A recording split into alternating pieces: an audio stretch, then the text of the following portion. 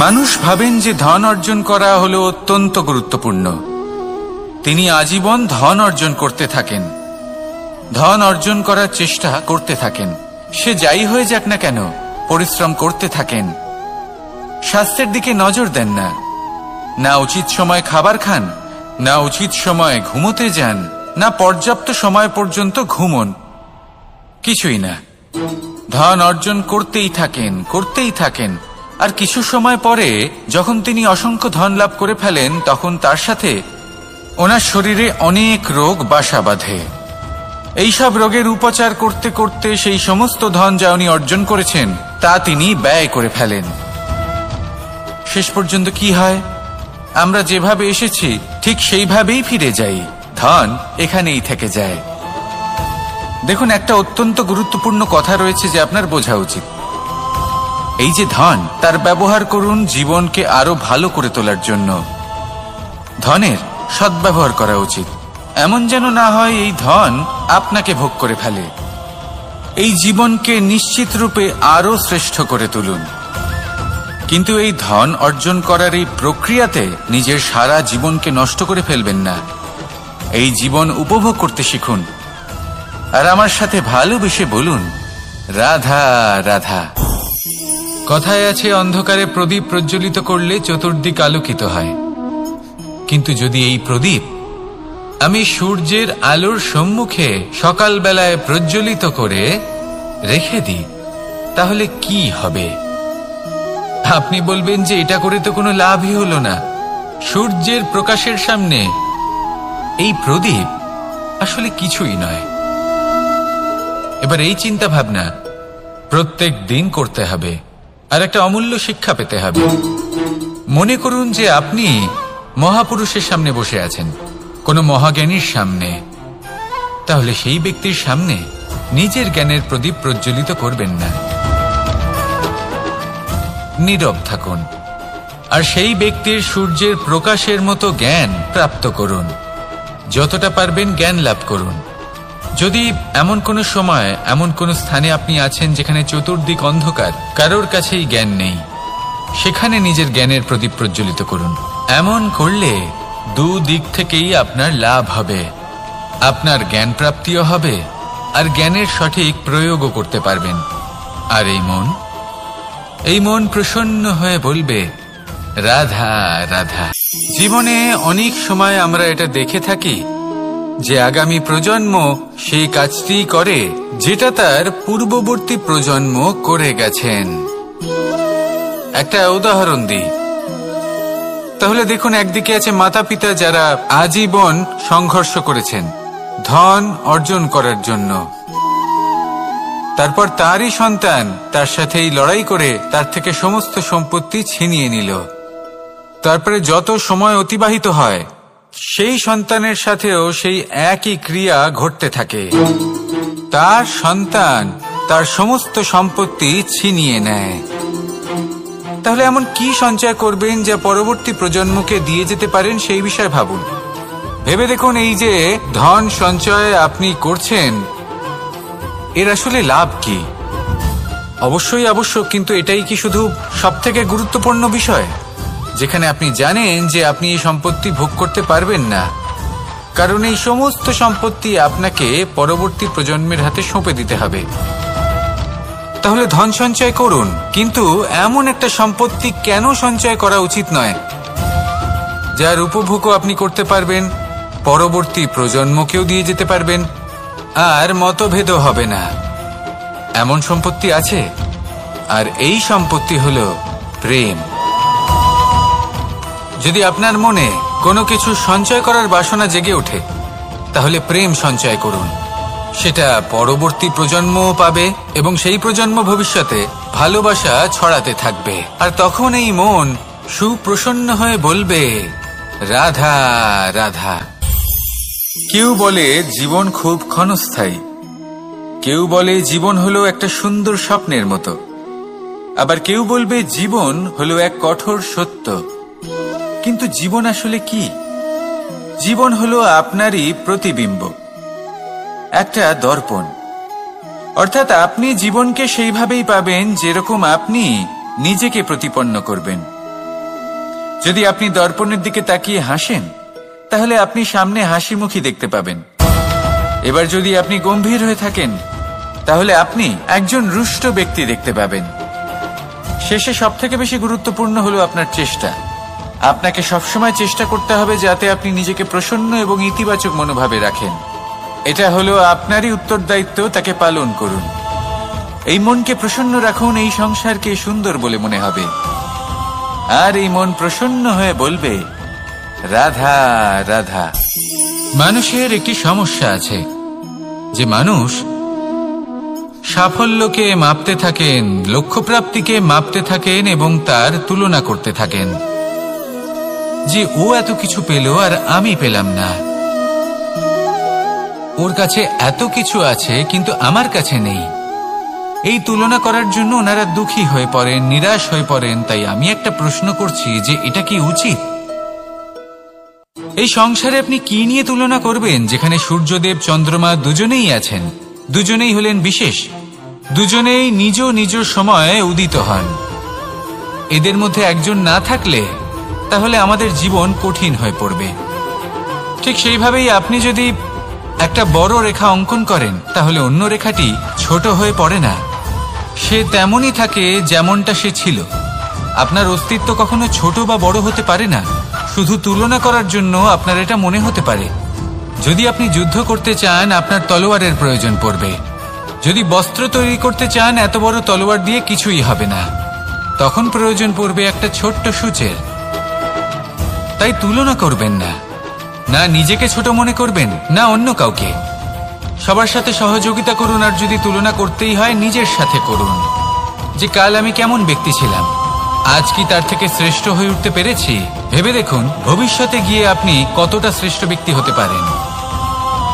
আসুন আমার সাথে ভালোবেসে বলুন, রাধা রাধা। মানুষের মধ্যে একটা বিচিত্র প্রবৃত্তি থাকে, অন্য সকলের বিষয়ে, তাদের জীবনের বিষয়ে, তাদের ব্যক্তিত্বের বিষয়ে, তাদের ভবিষ্যতের বিষয়ে অনুমান করা। এটা হলো অনুচিত। কারোর অতীতকালকে দেখে লোকে ভবিষ্যৎ বলে দিতে পারেন, বর্তমানকে দেখে ভবিষ্যতের বিষয়ে অনুমান করে ফেলেন। উদাহরণ দিতে হলে বলবো, কোনো দাসকে দেখুন, ওকে দেখে লোকে বলে যে ওর ভবিষ্যৎ সেটাই হতে পারে, অনুমান করে ফেলেন। আর এই রাজাকে দেখুন, উনি তো কত সুখী হবেন, উনি তো জগতের সব থেকে অধিক সুখী মানুষ, কত সুখ সুবিধা আছে ওনার কাছে, ধারণা করে ফেলেন। তবে সত্য তো এটাই যে কারোর ব্যক্তিত্বের বিষয়ে, তাদের ভবিষ্যতের বিষয়ে আপনি পূর্ণ সত্য কখনোই বলতে পারবেন না, শুধু অনুমান করতে পারবেন। আর এই অনুমান করে সত্যি কোনো লাভ হয় না, কারণ এই কাল সেটা হলো অত্যন্ত শক্তিশালী। কালো থেকে কালোতর কয়লাকেও হিরেতে পরিণত করতে পারে, অনেক বড় বড় রাজাকেও বিদূষক বানিয়ে ফেলতে পারে এক মুহূর্তেই। তাহলে আপনি অনুমান করে কি লাভ? কি পেলেন অনুমান করে?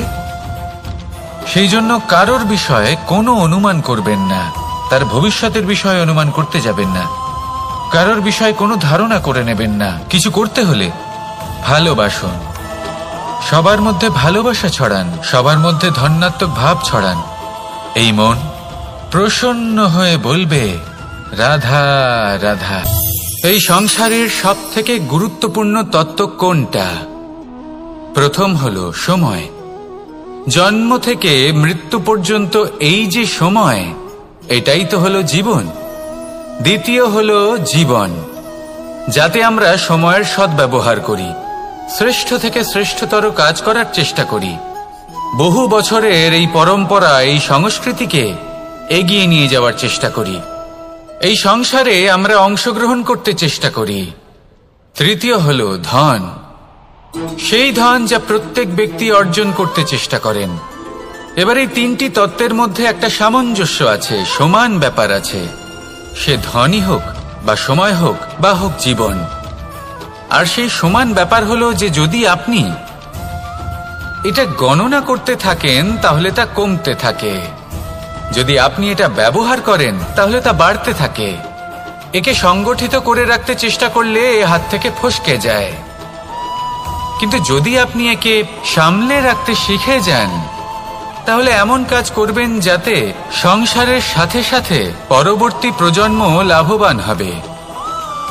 যদি কিছু শিখতে চান তাহলে সামলাতে শিখুন, গণনা করা বা সংগঠিত করা নয়।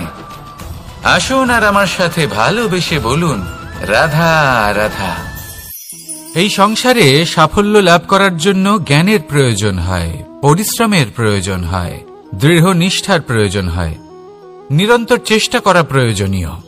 কিন্তু আরো কিছু আছে যা অত্যন্ত প্রয়োজনীয় এবং গুরুত্বপূর্ণ। তা হলো ভালো বন্ধু। তাদের থাকা অত্যন্ত প্রয়োজনীয়। যদি ভালো বন্ধু থাকে তাহলে সময় এলে তারা ঢাল হয়ে আপনাকে সুরক্ষা করবেন। সময় এলে অস্ত্রের মতো শত্রুকে সংহারও করবেন। যদি তিনি জ্ঞানী হন, তাদের মধ্যে সদ্গুণ থাকে, তাহলে এই সব গুণ আপনার মধ্যেও প্রবেশ করবে। তাহলে সাফল্যের জন্য ভালো বন্ধু পাওয়া অত্যন্ত প্রয়োজনীয়। কিন্তু শুধু বন্ধু কেন, ভালো শত্রুও থাকা প্রয়োজনীয়। এবার আপনি ভাববেন, এ আমি কি বললাম? যদি আপনার জীবনেও ভালো অর্থাৎ শক্তিশালী শত্রু থাকে, তাহলে আপনিও শক্তিশালী হতে থাকবেন। এই শত্রু আপনাকে প্রেরিত করবে আরো বেশি শক্তিশালী হয়ে ওঠার। কখনো কোনো হরিণকে দেখুন, তীব্র গতিতে দৌড়তে থাকে। কেন তীব্র গতিতে দৌড়য়? এই কারণে নয় যে কোথাও তার জন্য মধুর ঘাস অপেক্ষা করে রয়েছে, না। সে এই কারণে তীব্র গতিতে দৌড়য় কারণ সেটা না করলে তার পেছনে একটি সিংহ আছে যে ওকে নিজের ভোজন করে ফেলবে। তাই জীবনে বিপদ, সংকট, এই সবকিছুও হলো অত্যন্ত গুরুত্বপূর্ণ। তার সম্মুখীন হতে শিখুন আর আমার সাথে ভালোবেসে বলুন, রাধা রাধা। পুরুষার্থ। শাস্ত্রে 4 ধরনের পুরুষার্থের কথা বলা হয়েছে। প্রথম হলো ধর্ম। আপনি কি জানেন এই ধর্ম আসলে কি? আপনার কি মনে হয় ধর্ম আসলে কি? কোনো বিশেষ ঈশ্বরকে মানাই কি ধর্ম বলা হয়? নাকি কোনো বিশেষ রীতি পালন করাই হলো ধর্ম? নাকি কোনো বিশেষ সাহিত্যকে সর্বশ্রেষ্ঠ মনে করাই হলো ধর্ম? না, ধর্ম হলো সেটা যাকে ধারণ করা যেতে পারে। আর ধারণ শুধু সেটাই করা যায় যা পবিত্র। পবিত্র শুধু তাকেই বলা হয় যা নিঃস্বার্থ, যার মধ্যে শাসন করার কোনো ইচ্ছে নেই, যা সরলভাবেই প্রবাহমান, জল এবং বায়ুর মতো। যখন কোনো ব্যক্তি ধর্মকে ধারণ করেন এবং সেই ধর্ম সেই ব্যক্তিকে রক্ষা করে, তখন তাকে ধর্ম বলা হয়। ধর্ম যা রক্ষা করে অহংকার থেকে, খারাপ চিন্তার হাত থেকে। সেই জন্য পুরুষার্থ গড়ে তোলার আগে, ধর্ম পালন করার আগে ধর্মের প্রকৃত অর্থ কি সেটা বুঝে নিন। এটা জেনে রাখুন যে সমস্ত ধর্মের আধার, সমস্ত ধর্মের ভিত শুধুমাত্র ভালোবাসা। আসুন আর এই ভালোবাসার সাথেই বলুন, রাধা রাধা। কখনো কোনো বাগানের কোনো বৃক্ষকে দেখেছেন যেখানে সুগন্ধি ফুল থাকে, রসালো ফল থাকে? তখন মন প্রফুল্ল হয়ে ওঠে, মন থেকে সেই বৃক্ষের প্রতি ভালোবাসা জন্মায়। কিন্তু যিনি বাগানের মালিক, শুধুমাত্র তিনিই জানেন যে কিভাবে এই বৃক্ষকে আগলে রাখতে হয়, কিভাবে তার পরিচর্যা করলে এতে সুন্দর সুগন্ধি ফুল হবে, রসালো ফল হবে। কখনো কখনো প্রয়োজনের থেকে বেশি রোদ পেলে এই বৃক্ষগুলি শুকিয়ে যায়, প্রয়োজনের থেকে কম রোদ পেলেও এই বৃক্ষ কিন্তু শুকিয়ে যায়। প্রয়োজনের থেকে কম জল যদি পায়, এই বৃক্ষ শুকিয়ে যেতে পারে। প্রয়োজনের থেকে অতিরিক্ত জল যদি পায়, তখনও এই বৃক্ষের শিকড়গুলি নষ্ট হয়ে যেতে পারে। এবার এটাই কিন্তু আমাদের সংসারের সাথেও হয়। আমাদের সংসারের সকল প্রতিভাশালী ব্যক্তি, যেমন লেখক, বিচারক, প্রবক্তা, যোদ্ধা, এদের সবার ক্ষেত্রে এই কথাটাই প্রযোজ্য। যদি বেশি প্রশংসা করা হয় তাহলেও এরা হারিয়ে যাবেন। প্রয়োজনের থেকে বেশি যদি নিন্দা করা হয়, তখনও তারা নত হয়ে পড়বেন। তাহলে আপনি এদের রক্ষা করুন এবং নিজেদেরও। মনে রাখবেন একটা কথা, জেনে রাখুন কখন কোন নিন্দায় আপনি লজ্জিত হবেন না আর কখন কোন প্রশংসার দ্বারা নিজের মধ্যে অহংবোধ জাগ্রত করবেন না। এই মন সুপ্রসন্ন হয়ে বলবে, রাধা রাধা।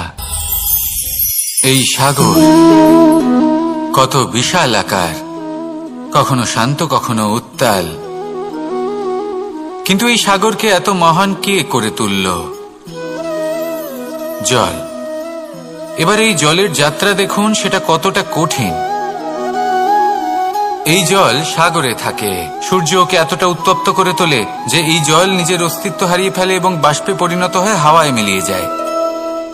তারপরে আকাশে যায় আর নিজের অস্তিত্ব আবার হারিয়ে ফেলে, মেঘে পরিণত হয়।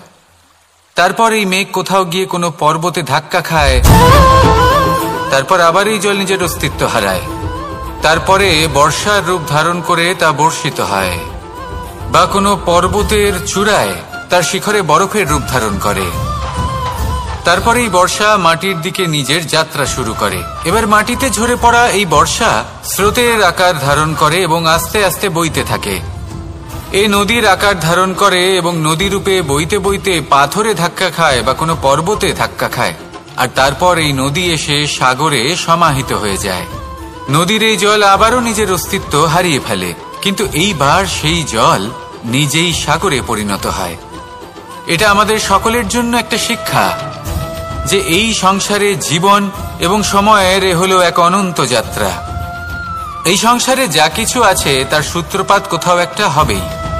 সেই জন্য মৃত্যু এবং সমাপ্তির চিন্তা ত্যাগ করে দিন, আর যে সূত্রপাত আপনি লাভ করছেন তার আনন্দ উপভোগ করুন। ভেবে দেখুন আপনি কিভাবে শ্রেষ্ঠ কর্ম করতে পারেন যাতে এই সংসার এবং এই সমাজ, এই দুইয়ের মঙ্গল সম্ভব। আসুন আমার সাথে ভালোবেসে বলুন, রাধা রাধা। একটি নৌকা বিশাল একটি সাগরে ভেসে চলে, কখনো যাত্রীদের বা কখনো বিশাল বস্তুকে নিজের সাথে বহন করে নিয়ে চলে, এক স্থান থেকে অন্য স্থানে পৌঁছে দেয়। এই নৌকা কখনো সাগরে আটকে পড়ে বা কখনো ডুবে যেতেও পারে, কিন্তু এই নৌকা তখন ডুবে যায় না যখন এর আশেপাশে অধিক মাত্রায় জল থাকে। এটা তখন ডুবে যায় যখন ও নিজের আশেপাশের থাকা জলকে নিজের ভেতরে প্রবেশ করতে দেয়। যখন আস্তে আস্তে এই জল প্রবেশ করতে থাকে, নৌকা ভারী হতে থাকে আর আস্তে আস্তে ডুবে যায়। এটা আমাদের কাছে একটা শিক্ষা। হতেই পারে আমাদের এই সংসারে, আমাদের জীবনে আশেপাশে অনেক বেশি মাত্রায় নেতিবাচক শক্তি থাকবে, ঈর্ষা থাকবে, বিদ্বেষ, ঘৃণা বা ভয় থাকবে, কিন্তু মনের এই নৌকা শুধু তখনই ডুববে যখন আপনি এই নেতিবাচক শক্তিকে নিজের ভেতরে প্রবেশ করতে দেবেন। মনে রাখবেন, এই নেতিবাচক শক্তিকে কখনো নিজের মনে প্রবেশ করতে দেবেন না। প্রবেশ করলেও তাহলে যেন সে সেখানে কোনো স্থান না পায়। শুধু এই বিষয়টা খেয়াল রাখলে আপনার মনের এই নৌকা জীবনের এই সাগরে সব সময় ভেসে থাকবে, আর এই মন প্রসন্ন হয়ে বলবে, রাধা রাধা। যত শক্তিশালী এই মন, তত শক্তিশালী এই শরীরও। এই যে আমাদের শরীর, এটা আসলে কি? এ হলো একটা রথের মতো, আর একটা রথ ততক্ষণ চলতে পারবে না যতক্ষণ না তাকে কোনো সারথি চালাবে। এই মন হলো শরীরের সারথি। এবার ভাবুন, যদি এই সারথি শক্তিহীন হয়, দুর্বল হয়, তাহলে এই রথের কি হবে? এটা উচিত পথে চলতে পারবে না, উচিত গতিতে চলতে পারবে না, মন মতো স্থানে এটা পৌঁছতেও পারবে না। সেই জন্য মনের শক্তি অত্যন্ত প্রয়োজনীয়। এবার মনের শক্তি আমরা কোথা থেকে লাভ করি? দৃঢ়তার শক্তি থেকে। এবার এই শক্তি আমরা কিভাবে বাড়াতে পারি? আমরা প্রতিদিন কিছু নতুন স্থির করি, কিছু ছোট কিছু বড়, আর যেই আমরা নতুন কিছু পূর্ণ করি আমাদের মনের শক্তি বেড়ে যায়। আর যদি পূর্ণ না করতে পারি, মনের শক্তি কমে যায়। একটা দেওয়ালের মতো ছোট ছোট ছোট ছোট শিলা আমরা একটার পর একটা স্থাপন করে একটা দেওয়াল তৈরি করি। এতগুলো পাথর যখন একত্রিত হয়ে যায় তখন এমন এক দেওয়াল তৈরি হয় যাকে ভাঙা প্রায় অসম্ভব হয়ে দাঁড়ায়।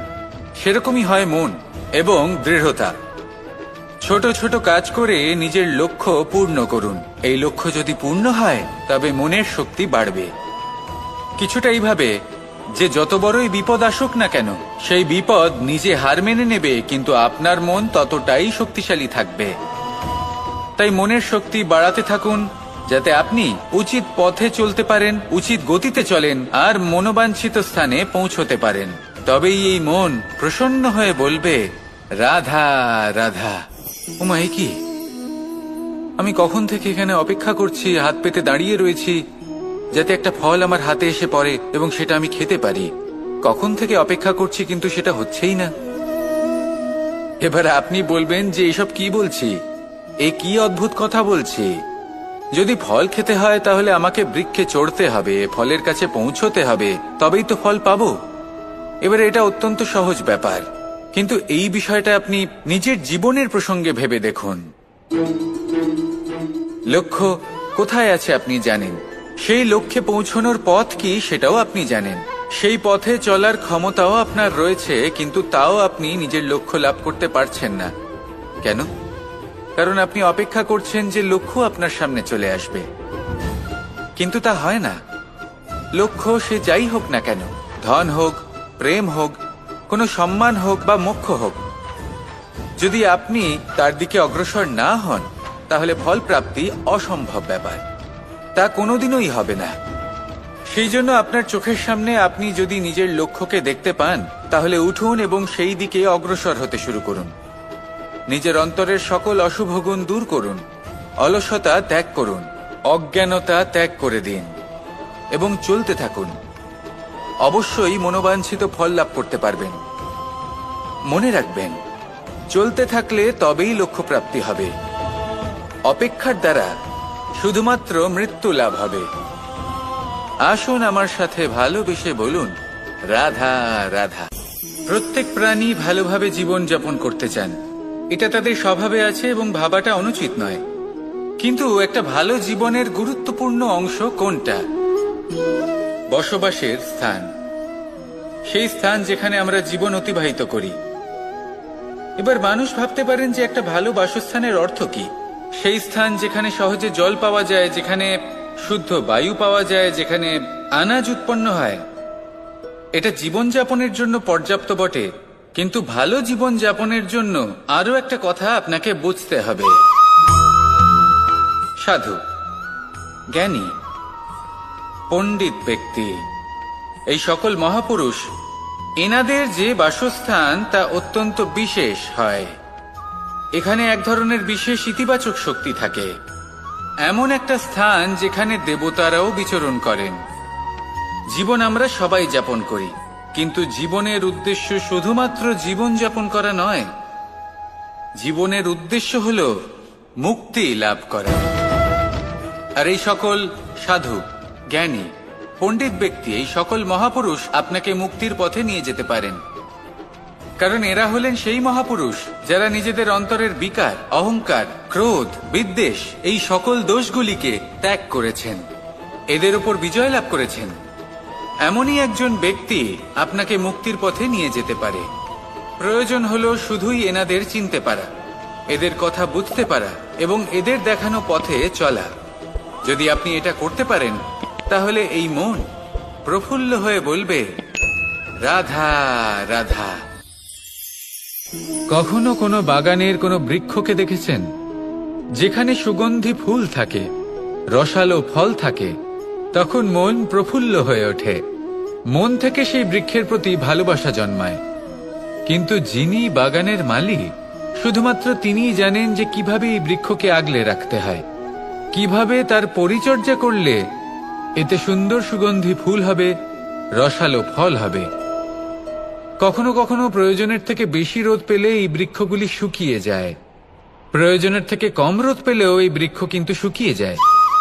প্রয়োজনের থেকে কম জল যদি পায় এই বৃক্ষ শুকিয়ে যেতে পারে, প্রয়োজনের থেকে অতিরিক্ত জল যদি পায় তখনও এই বৃক্ষের শিকড়গুলি নষ্ট হয়ে যেতে পারে।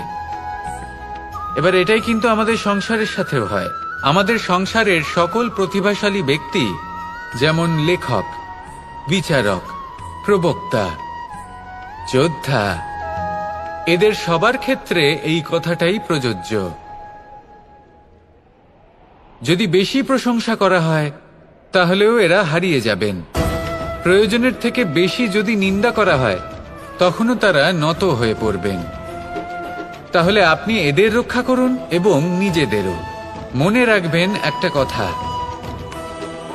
জেনে রাখুন কখন কোন নিন্দায় আপনি লজ্জিত হবেন না, আর কখন কোন প্রশংসার দ্বারা নিজের মধ্যে অহংবোধ জাগ্রত করবেন না। এই মন সুপ্রসন্ন হয়ে বলবে, রাধা রাধা। জল এ হলো জীবনের আধার পঞ্চতত্ত্বের মধ্যে একটি, আর অত্যন্ত বিশেষ। এর থেকে অনেক বড় শিক্ষা পাওয়া যায়। এই জল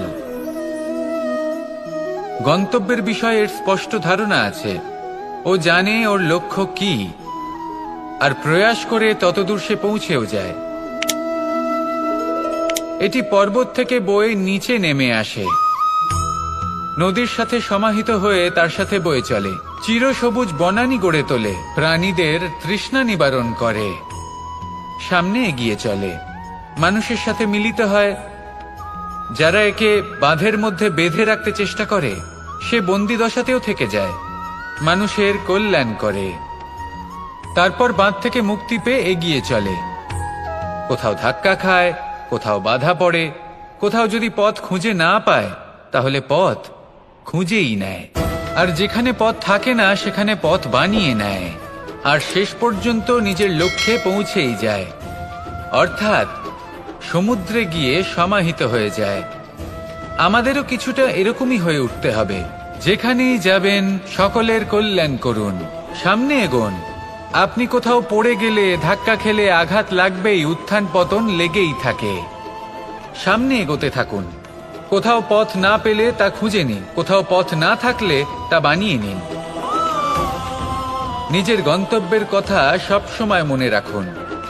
শেষ পর্যন্ত নিজের মোক্ষ লাভ আপনি অবশ্যই করবেন। আর আমার সাথে ভালোবেসে বলুন, রাধা রাধা। জীবনের প্রত্যেক মুহূর্ত আমাদের কিছু না কিছু শিক্ষা দেয়, নির্ভর করছে আমাদের দৃষ্টিভঙ্গির উপর। যেমন নদী হলো আমার অত্যন্ত প্রিয়, নদীতে ভ্রমণ করতে আমার খুব ভালো লাগে। কি বলেন? নদীতে সবসময় নতুন কিছু থাকে, ও পুরনো কিছুই নিয়ে বসে থাকে না, সব সময় প্রবাহমান, কখনো থামে না। ততক্ষণ থামে না যতক্ষণ না সাগরে গিয়ে সমাহিত হচ্ছে। ঠিক এইভাবেই আমাদেরও উচিত নিজের জীবন অতিবাহিত করা, নদীর মতো। প্রত্যেক মুহূর্ত নতুন, তাই সেইভাবেই জীবন যাপন করুন। পুরনো কিছুই একত্রিত করে রাখবেন না, বিগত স্মৃতির মাঝে নিজেকে হারিয়ে ফেলবেন না। এই যে বর্তমান, এই যে মুহূর্ত, সেটাই হলো সর্বশ্রেষ্ঠ। এর মাঝেই জীবন যাপন করুন, নদীর মতো প্রবাহমান হতে শিখুন।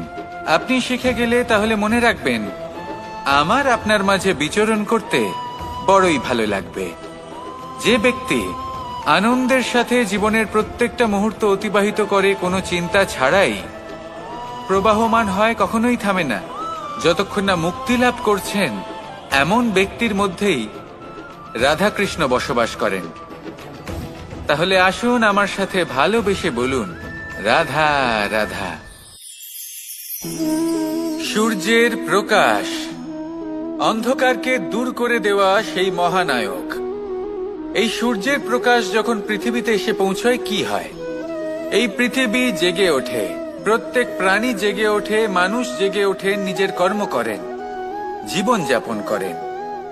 এই ঘুমের মৃতপ্রায় স্থিতি কাটিয়ে উঠে জীবন যাপন করতে শেখেন। এটাই হলো প্রভাব সূর্যের প্রকাশের। এবার এই প্রকাশ যে সূর্যের থেকে পাই, তিনি কি করেন? তিনি নিজেকে জ্বালান আমাদের জীবন প্রদান করার জন্য। প্রত্যেকটা মুহূর্ত তিনি তাপ সহ্য করেন, আমরা যাতে সেই প্রকাশ লাভ করি। এটাই হলো জীবনের সারমর্ম। যদি আপনিও এই সংসারে প্রকাশ ছড়িয়ে দিতে চান, তাহলে আপনাকেও তপ্ত হতে হবে, নিজে জ্বলতে হবে, সেই কর্ম করতে হবে যেটা কঠিন হতে পারে কিন্তু আসলে শ্রেষ্ঠ। তবেই এই সংসারের সেবা করতে পারবেন, সংসারকে পথ দেখাতে পারবেন। নিজের অন্তরের প্রকাশ জাগ্রত করুন, তবেই সেই সকল ব্যক্তি যারা পাপের অন্ধকারে নিমজ্জিত হয়ে আছেন তারা জাগ্রত হবেন। সেই সকল ব্যক্তিকে জাগিয়ে তুলুন, প্রেরিত করে তুলুন সুখী হওয়ার জন্য যারা সুখী হতে পারছেন না। সেই সকলকে প্রেরিত করুন সাফল্য লাভের যারা সফল হতে পারছেন না। নিজের অন্তরের সূর্যকে জাগ্রত করুন, চারিদিকে শুধু প্রকাশই প্রকাশ হবে, জীবনই জীবন থাকবে, আনন্দই আনন্দ থাকবে, আর এই মন বারবার প্রসন্ন চিত্তে বলে উঠবে রাধা রাধা। আজ আমরা দুই ধরনের ব্যক্তির বিষয়ে কথা বলবো। প্রথম জন হলেন যে প্রয়োজনের থেকে অনেক বেশি পরিমাণ ধন উপার্জন করে থাকেন। তার কাছে ততটা ধন থাকে যতটা তার প্রয়োজনও নেই, তারপরেও আরো ধন উপার্জন করতে চেষ্টা করতে থাকেন। সকল সম্ভব চেষ্টা করেন, সকল সম্ভব কর্ম করেন, তা সে উচিত কর্ম হোক বা অনুচিত, তাতে তাদের কিছুই যায় আসে না। তারা শুধুই এই সংসারের সকল সুখ ভোগ করতে চান, সকল স্বাচ্ছন্দ্য লাভ করতে চান। আজীবন তারা প্রচেষ্টাই করতে থাকেন। এবার এই করতে গিয়ে তারা ভারাক্রান্ত হয়ে সমস্যার সম্মুখীন হন। এনাদের সমগ্র জীবন এই চেষ্টাতেই চলে যায় জীবন যাপন করার বদলে। অন্যদিকে আরেকজন ব্যক্তি যিনি জানেন তার প্রয়োজন কতটুকু, আর শুধুমাত্র সেই পরিমাণ ধন অর্জন করেন, তার থেকে বেশি একটুও নয়। উনি যদি দুবেলা খেতে পান, মাথা গোজার ঠাঁই পেয়ে যান, সেটাই পর্যাপ্ত। তাতেই তিনি আনন্দে জীবন যাপন করেন, না কোনো বৃথা চিন্তা করেন, না কোনো বৃথা কষ্ট করেন। এবার আমি আপনাদের জিজ্ঞেস করব, এই দুই ব্যক্তির মধ্যে আপনি কোন ব্যক্তি হতে চাইবেন? বেশিরভাগ মানুষ এটাই বলবেন যে আমরা সেই দ্বিতীয় মানুষ হতে চাই যারা সন্তুষ্ট। কিন্তু যদি মন দিয়ে দেখেন, আপনিও সেই কর্মই করছেন যা প্রথম ব্যক্তি করেন। আপনারা সবসময় চেষ্টা করে চলেছেন, এটাও লাভ করতে হবে, ওটাও লাভ করতে হবে, আমার এটারও প্রয়োজন, ওটারও প্রয়োজন। আপনি অনেক কিছু লাভ করেছেন, কিন্তু প্রশ্ন এটাই যে আপনার কি সেই সবকিছুর প্রয়োজন রয়েছে? এর উত্তর আপনার অন্তর মনে রয়েছে। আপনার মন জানে যে আপনার প্রয়োজন কতটুকু। সেখানে গিয়ে দেখুন। সন্তুষ্টি মানুষকে আনন্দ দেয়। মানুষ যতটা সন্তুষ্ট হবে ততটাই সে আনন্দ লাভ করবে। এবার আপনাকে এই সিদ্ধান্ত নিতে হবে যে আপনি কখন আর কোথায় সন্তুষ্টি লাভ করবেন, কত কিছু লাভ করার পরে সন্তুষ্ট হবেন। এই উত্তর আপনি মন থেকে পাবেন। এই সমাজের চাহিদায় জড়িয়ে নিজেকে বিভ্রান্ত করবেন না। নিজের অন্তরের এই মিথ্যে অহংবোধকে প্রশ্রয় দিতে গিয়ে যদি আপনি এরকম প্রয়াস করতে থাকেন, তাহলে জীবনযাপন কখন করবেন? থেমে যান, শান্ত হয়ে যান, নিজের অন্তর মনে নিমজ্জিত হয়ে দেখুন যে সন্তুষ্টি কোথায়। এই সন্তুষ্টি লাভ করুন। এই মন প্রসন্ন হয়ে বলবে রাধা রাধা। ক্ষমা একটা অত্যন্ত সুন্দর শব্দ, আমার খুব প্রিয় শব্দ, কিন্তু এই ক্ষমা কখন আর কিভাবে প্রয়োগ করতে হবে সেটা বোঝা প্রয়োজনীয়।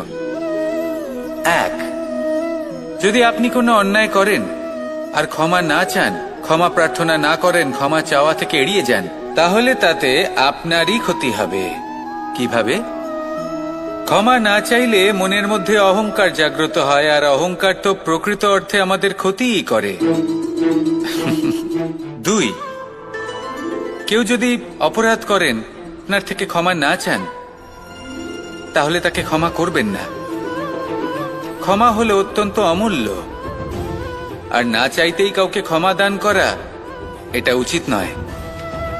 তিন, যদি কেউ আপনার সাথে অনুচিত কিছু করেন, অপরাধ করেন, আর আপনার থেকে ক্ষমা চান, তাহলে তাকে ক্ষমা করে দিন।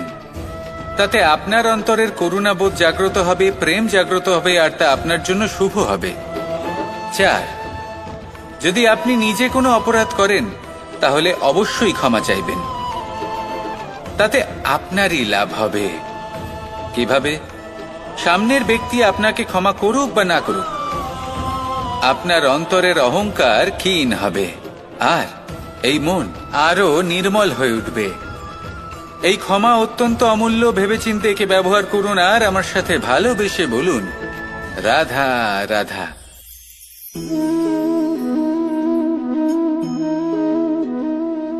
ভোজনের দ্বারাই শরীর পুষ্টি লাভ করে। ছোটবেলা থেকে আজ পর্যন্ত যাই আপনার ভোজন হয়ে থাকুক, যাই আপনার আহার হয়ে থাকুক, সেই অনুসারেই আপনার শরীর গঠিত হয়েছে। এই ভোজন অত্যন্ত গুরুত্বপূর্ণ, সেই জন্য এর প্রত্যেক অংশকে বোঝা খুব আবশ্যক। প্রথম অংশ, যে আমরা কি গ্রহণ করছি, এই ভোজন কোন স্থান থেকে আসছে সেটা বুঝুন। দ্বিতীয় অংশ, ভোজন কে বানাচ্ছেন। এই ভোজন সর্বশ্রেষ্ঠ তখনই হয় যখন মাতার হাতে তৈরি করা ভোজন হয়। কিন্তু যদি মাতার তৈরি করা ভোজন আপনি প্রাপ্ত নাও করতে পারেন, তাহলে সেই ব্যক্তির ভোজন তৈরি করা উচিত যিনি সাত্ত্বিক। তৃতীয় অংশ, কোন স্থানে আপনি ভোজন গ্রহণ করছেন। যে স্থানে আপনি ভোজন গ্রহণ করছেন তা সাত্ত্বিক হওয়া উচিত। তা হলো অত্যন্ত গুরুত্বপূর্ণ। এবং চতুর্থ সবথেকে গুরুত্বপূর্ণ অংশ, তা হলো এই ভোজন আপনি যার দ্বারা প্রাপ্ত করেছেন, যেখান থেকে প্রাপ্ত করেছেন, যে স্থানে বসে আপনি ভোজন গ্রহণ করছেন তার প্রতি কৃতজ্ঞতা প্রকাশ করুন এবং ভোজন পূর্ণরূপে সমাপ্ত করুন। তবেই এই ভোজন আপনাকে সুখী জীবন দান করবে, সুস্থ শরীর দেবে, আর এই মন তা সুপ্রসন্ন হয়ে বলবে, রাধা রাধা। আমি এখানে একা এই বনে বসে আছি, বাঁশি বাজাচ্ছি। কার জন্য? কে আছেন এখানে? কেউ নেই। আমার প্রজা, আমার রাজ্য, আমার পরিবার আমার থেকে অনেক দূরে আছেন। আমি এখানে একা এই বনে বসে এই আকাশের এই রঙের, গাছের এই সব ফলের, মাটির সুবাসের আনন্দ উপভোগ করছি। কেন? আমি হলাম দ্বারকাধীশ। এমন কি রাজকীয় বা ভৌতিক সুখ রয়েছে যে আমি ওখানে পেতে পারি না? সবকিছুই পেতে পারি, তাও এখানে বনে একা বসে আছি। কোন সুখ খুঁজে চলেছি? একা থাকার সুখ। আমরা প্রত্যেকদিন অনেক মানুষের সাথে, চিন্তাধারার সাথে, কর্মের সাথে, পরিস্থিতির সাথে, সুখ দুঃখের দ্বারা বেষ্টিত থাকি। জীবনের এই চক্রে আমরা জড়িয়ে পড়তে থাকি। যতই আমরা এই সমস্যার সমাধান করি, আমরা ততই এতে জড়িয়ে পড়ি। আমরা এতটাই জড়িয়ে পড়ি যে যখন আমরা আয়নায় নিজেদের দেখি, তখন আমরা নিজেদের চিনতেই পারি না। এমন মনে হয় যেন আমরা নিজেদের হারিয়ে ফেলেছি। সেই জন্য প্রত্যেক দিন আপনি কিছু সময় নিজের সাথে কাটান একান্তে। এটা অত্যন্ত আবশ্যক। নিজের অস্তিত্বের গভীরে গিয়ে দেখতে শিখুন, নিজেকে বুঝুন। অদ্ভুত শান্তির অনুভূতি হবে। যেমন এই বায়ু, এই বৃক্ষ, এই পুষ্প, এই নিসর্গ, এদের মতো আপনিও কখনো একলা হতে শিখুন। কখনো নিসর্গের একটা অংশ হয়ে দেখুন। এই মন প্রসন্ন হয়ে বলবে, রাধা রাধা। বাহ! পুষ্পের সুবাস আমার খুব ভালো লাগে। অত্যন্ত সুন্দর হয় এই পুষ্প। এইভাবে চারিদিকে পুষ্প দেখে মন আনন্দিত হয়ে ওঠে। এবার আপনারা ভেবে দেখুন, আমার চারিদিকে পুষ্প নয়, আগুন আছে। তাহলে কি হবে? আমার শরীর কি জ্বলে যাবে না? অবশ্যই জ্বলবে। শরীরকে কি আগুনের তাপ সহ্য করতে হবে না? অবশ্যই সহ্য করতে হবে। এটাই হলো প্রকৃতির নিয়ম।